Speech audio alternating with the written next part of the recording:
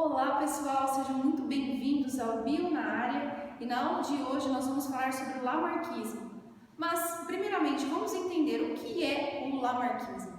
É um conjunto de ideias propostas, defendidas por Jean-Baptiste Lamarck, por isso nós chamamos então de lamarckismo. Era uma corrente filosófica que ele desenvolveu a partir de conversas, de observações. Ele não era um biólogo, não era um cientista, não era um naturalista, ele era um filósofo. Então todas as teses dele, todas as leis que ele desenvolveu, que ele pensou, foi com base na observação.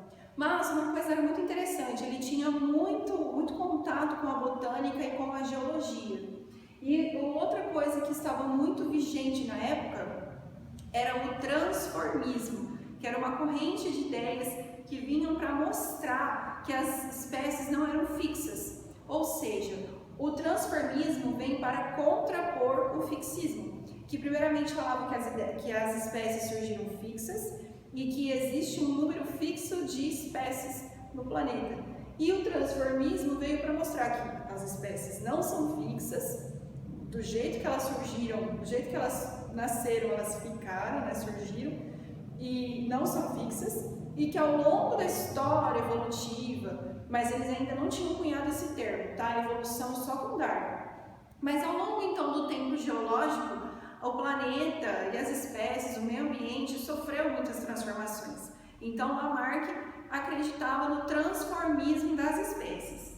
O que seria esse transformismo então? Uma progressão dos organismos imperfeitos para o mais perfeito. Então seria, digamos assim, uma transposição do imperfeito até atingir o perfeito, aumentando sempre o seu nível de complexidade.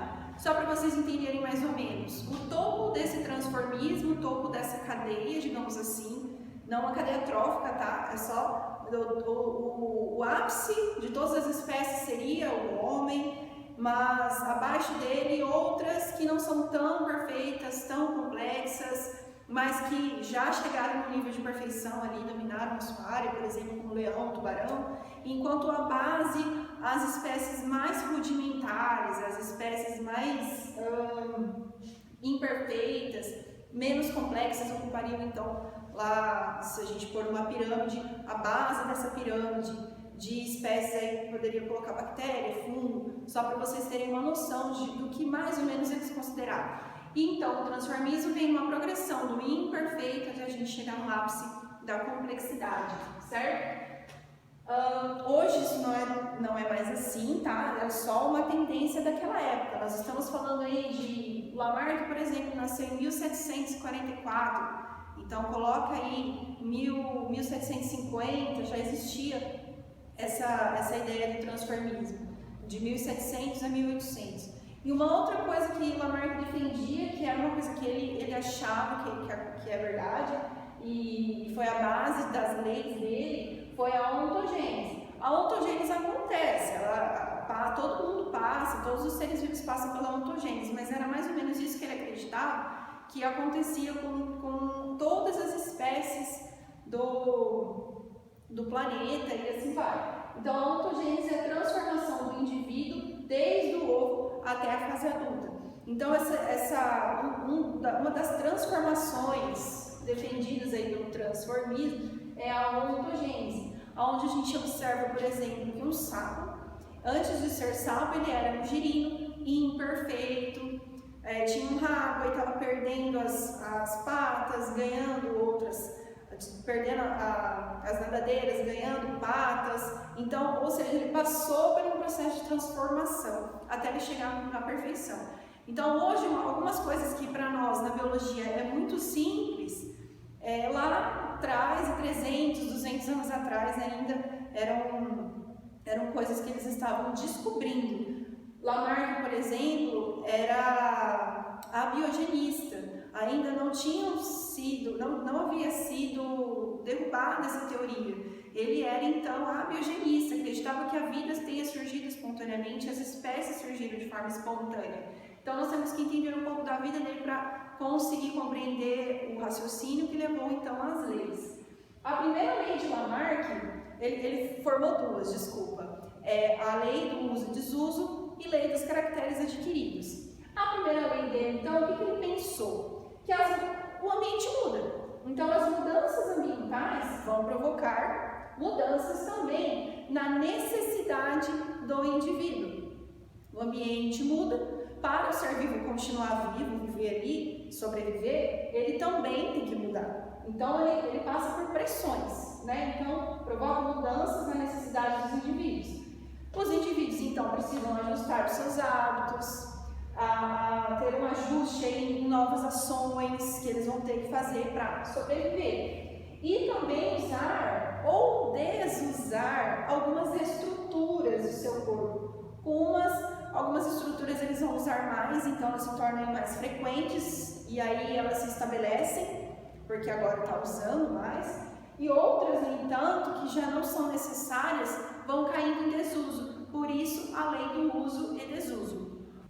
Neste caso, da primeira lei de Lamarck, o ambiente é o agente transformador. Por quê? O ambiente muda.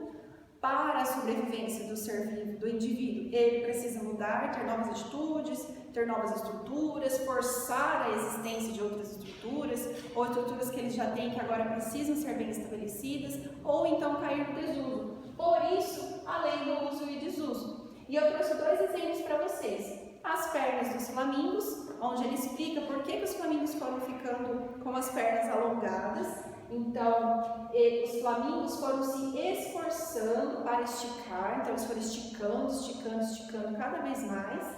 E aí, para quê?